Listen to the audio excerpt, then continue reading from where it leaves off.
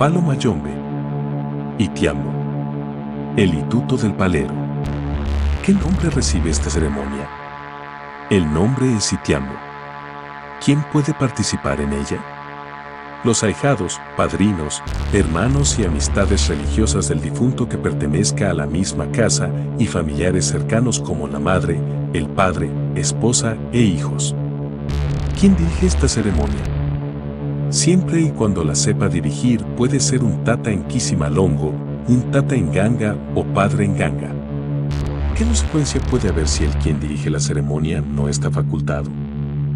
Puede traer problemas tanto espirituales como terrenales, ya que el ñanfuiri o difunto lo perturbaría, no lo dejara tranquilo hasta conseguir su camino al mundo espiritual, tanto así que el muerto crearía perturbación en los fundamentos, confusión espiritual, hasta que se hiciese una misa espiritual, donde el muerto dijese lo que ocurrió con él porque haberle creado una atadura en este plano, y así resolver el problema causado al difunto.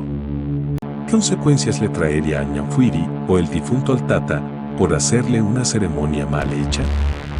Se crearía una atadura entre el tata y el difunto, trancándole su evolución espiritual, conflictos terrenales, etc. Y en el peor de los casos, si el tata no rompe esa atadura, podría morir a causa del difunto.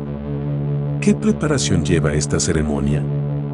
El que va a dirigir esta ceremonia debe dar conocimientos a sus fundamentos, no se podrá divulgar detalles a personas no pertenecientes a la casa religiosa de quien era el ñanfuiri, qué fundamentos poseía y cuál era su jerarquía.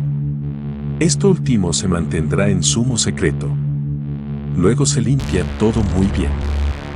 Debe hacerse el tratado de Monononfua. Dirigirse al sitio del velatorio y reunirse todos los ya mencionados para dar inicio a dicha ceremonia. ¿Cuál debería ser el orden del ceremonial si el difunto además del palo está en la ocha e ifa? Si el ñanfuiri era solo un enguello o tata se haría entre paleros, y si era un enguello y tenía collares de santo tendría que llamarse al padrino o madrina de collares de santo para que hiciese su parte.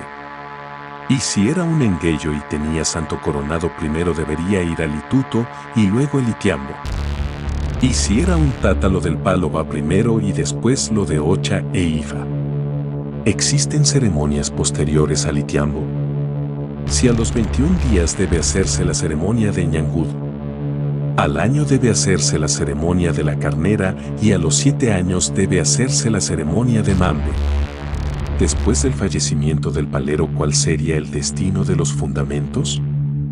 Eso es decisión del ñanfuiri, ya fuera en vida o después de muerto las prendas acataran las órdenes del palero, inclusive después de la separación del alma del mismo, a su debido momento, suele ser a los 21 días, debe darse la comunicación por medio de un perro en ganga, donde el ñanfuiri decidirá el destino de las mismas.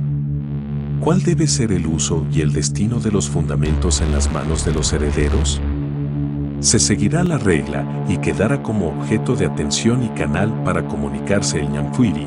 Puede residir en su fundamento y si su antiguo dueño determina que se puede jugar palo con lo heredado se podrá hacer.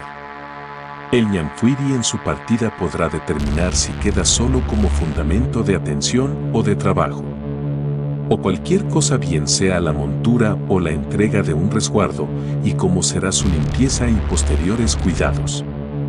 Al cumplirse bien el itiambo, que le espera al palero en el más allá, el ñanfuiri llegará limpio al más allá, irá con un salvoconducto que determinará su posición con los ancestros del linaje.